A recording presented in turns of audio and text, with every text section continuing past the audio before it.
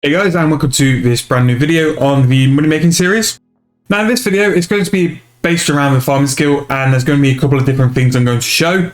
Basically, farming has a couple of benefits when growing herbs at the minute, and I just wanted to talk through which options are worth doing and which aren't, and how it can rack up a lot of herbs per hour, and how you can make upwards of 5k harvested herbs per hour through these methods. So the first thing to go over as well, any herb runs you are doing, please make sure you are using the farming jujus.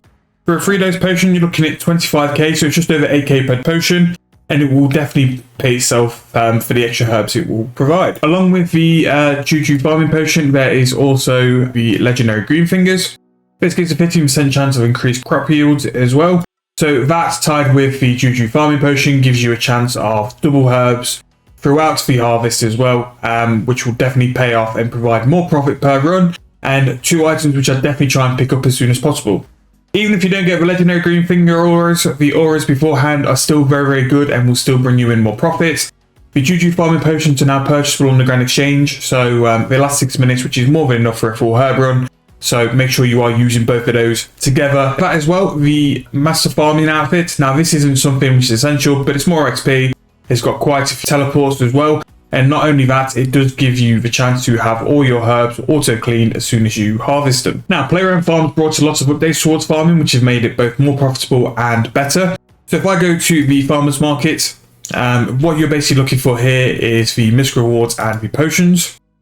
Now these potions are instant grow potions. Now the only ones I really use are the leafy ones, and these are for basically like herbs, flowers, cactus vines, nightshade pouches. Really, we want to use that more for herbs or anything, but these still have other uses. The woody for any tree patches, the fruity of obviously for fruit patches.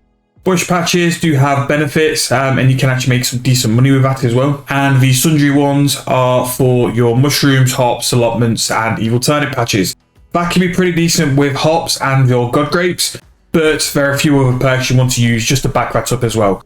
Now for us, we're going to buy some leafy ones, so I'm going to buy 10. Now as you can see at the bottom, that is my beans counter. It has taken a while to get there. It's probably took the best part of a year and a half. These only cost 1k each. Hopefully, like every now and then, you are doing your player-owned farms, you are selling your farm animals for beans, and then hopefully you're slowly building that up. So you'll be able to do it over a period of time as well. Don't think you need to stock it up to this high and then trade it in as well. In terms of the misc rewards, you want to make sure that you have the outprint for the master farmer set. It would definitely be beneficial for your farming gains because this works on everything. I would prioritize this over the super growth potions as well because that is more important. You can buy as well fragments, but don't do it through farming, and you can also just sit on the compost heap as well. You will definitely get your fragments quick enough. You just have to be a little bit patient. It's definitely not worth wasting the beans on it. Do it for other reasons. So that is the player and farm section. So the dwarven tools are a selection of tools, and you will get these as reward from spins and most importantly yak track as well. Basically, the dwarven tools have 2 different forms. They can either give you double XP but no rewards, or they can give you double rewards and no XP.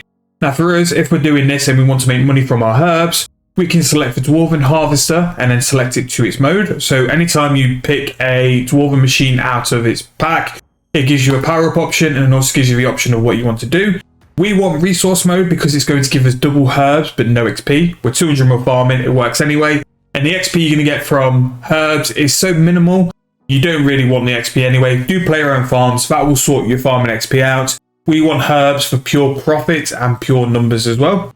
We're going to click that, and then that will sort that out for 100 charges. So in the past couple of months, Jagex has done a farming update, and this is where it is. If you need to find it, it is just next to the Alkahid mine. There is a teleport seed which takes you straight here, but there's a few ways to get it. You can go through the lodestone from Alkahid, or you can use your dungeoneering cape to teleport to the resource dungeon. So basically with this update, a couple of benefits have been brought to the farming skill. Now you can have a daily herb every day. My herb is going to be guan seed, so I'm not going to do that. And the shop as well gives you a few benefits. Speedy growth is nice because it will skip a phase of the growing, but the plant power here basically gives you a chance to use more seeds per patch. The more seeds used per patch is the more sort of base herbs you're going to get per patch. So we're going to be using 4 because I've unlocked it. If you were to use your supreme growth potions for the hops, bountiful harvest is worth getting, and 15k favor once you've unlocked all these is not too long. It will be very quick. Definitely spend all your points on unlocking the plant powers first, because the more seeds you plant per go, the more favor points you get in one go.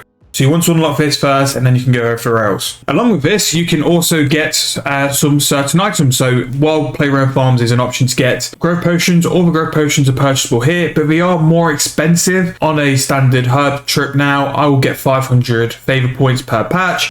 So it sort of takes 2 herb runs to get a growth potion as well, which isn't too bad. If you're consistent with it, it's not too bad at all. These patch bombs are nice, but with invention, you can also create a liquid patch bomb, which I will show you what it's used for. So if you want to get more herbs per patch, please make sure you come do this. The daily herb is what gives you the most points possible.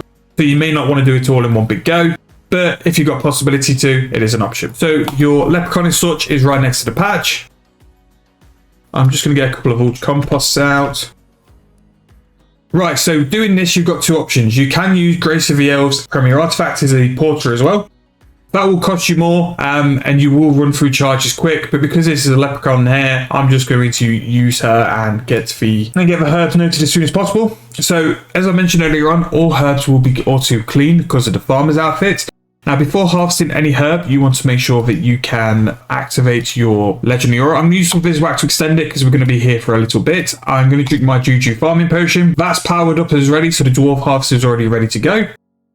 So yeah, let's go and do this. It's going to be some torsos. I'm just going to toggle off the porter. And if you are 120 farming, it doesn't matter if you're not. You do have a chance of noting all your produce in one big go. Like that's just done there. That was a proc. Now, the liquid patch bombs do this, so you can plant that here. I'm going to go for the max herbs. I'm going to use compost because compost will increase your yield. And this is Ultra Compost, which is 4k Ultra Compost. But as you can see there, I've just made the best part of 270k from one yield. And I've used 10 Torso seeds, which are 3.5k each. And that's how much money I've made in one big go. So once you've done your compost, you've done your seed, you use your supreme growth potion. This is how they all work for all of them. And then as you can see there, it's auto grown. Now you can use a liquid patch bomb, but this is limited to only 75 items. So it's going to be a different herb anyway. I'm going to do that. So when making it in an invention desk, it did say it was max to 75. Turns out it wasn't. So as you can see here, your patch bombs harvested 99 clean dwarf weed, your farming potion granted you 9, and your aura granted you 7. If we check charges, that didn't use the harvester. So if you wanted to avoid the harvester and you wanted to be quick, you can use that. However, I think these cost roughly 80k each. For convenience purposes, 80k each when doing these dwarfs. I don't know what the price is. So yeah, you're kind of losing 20 dwarfs per go. Well, not maybe 20. So by using a liquid patch bomb, you're basically going to be losing 16k herbs. Now, it is nice because it's quick and you can actually power, and you can probably get more than 5k herbs an hour doing it this way. As long as you've got the leafy growth potions and you've got the patch bombs available, you can make them on the invention desk, but you will need certain parts. It's quite high on the magic parts as well.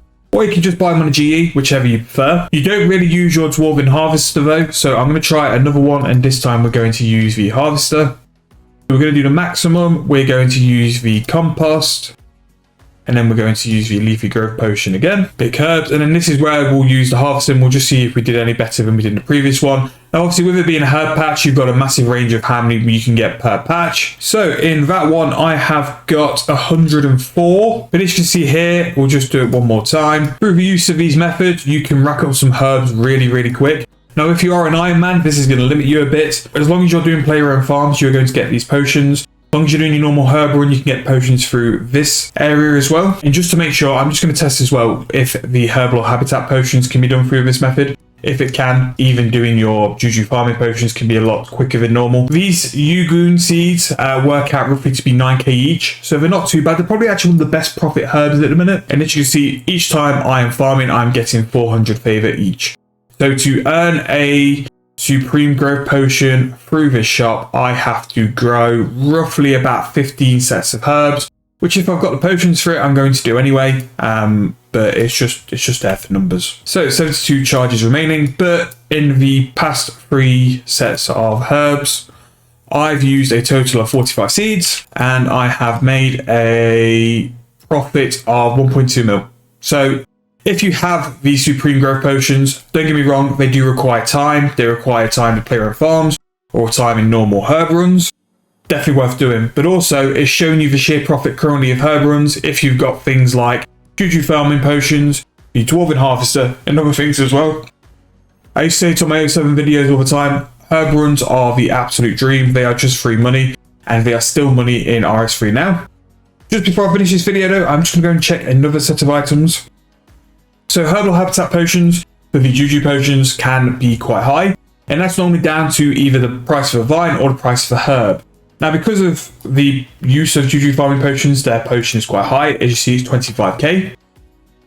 Now, we've done a video on hunting the Jadinko related to it, and it is a decent price. There are 2 vine herbs at one big time as well, so you are limited to how many herbs you can bring in at once. Because of this, there is some profit and form of value towards these herbs. So I'm just going to go and pick the vine. Now this is Samden, so this isn't quite what we're going to be planting. But as you can see, the Dwarven Harvester works here as well. And depending on how easy accessible the vine is, this can be definitely worthwhile and decent profit if you can get the vine. Although you can make them into unfinished potions as well, and there will be some decent profit in that. If I was to make these into potions, I'd only put them into unfinished. I'd make sure I do on an account which has the Wasteless Herb Lore scroll from Dungeoneering, because you will be saving the herb as well to make even more money. So as we have been doing, Ultra Compost. So I'm going to try 2 things. So we're going to try the Patch Bomb first. And there you go, 77 you in there. And they're roughly 9k each, so that is bang. And don't get me wrong, these seeds do take a while. They've been sat in my bank for a long time. And then we're just going to do one more. Hopefully, through this video as well, it showed you the sheer profit you can have in farming. Now, don't get me wrong, this is taking a while to build up. You will take time to build up enough farming beans to buy these Supreme Growth Potions, or from the Crux favor to also buy them. But it's just showing you the sheer profit you can have in farming currently. It's a skill which I've always done on accounts, and I've always benefited from it as well, because it just makes so much money. And when you get into Dwarven tools, don't get me wrong, they are really good for certain skills. I use them for woodcutting. On Golden Bamboo, they're really good XP. But if you wanted to make GP with it rather than XP, the best item is the Dwarven Harvester. So when you're getting them as a reward for Yak Tracks, just keep in mind you can use these to spam certain seeds, especially near a bonus XP weekend. You can just camp them and make a lot of profits as well. But that's going to be the end of this video. This was a bit of a skill guide / money making with farming. And if you did enjoy it, and if you did like that little bit more in-depth guide of what we've done and why we've done it, and the breakdowns I'll put with it, please let me know. And if I do other skill related guides or money making methods related to skills, I'll make sure to go in this kind of depth and explain everything as much as possible as well. But I hope you have enjoyed. If you have, please subscribe and please like the video. Any comments of any feedback or anything you want to see, just let me know. And I'll see you guys in the next video very soon.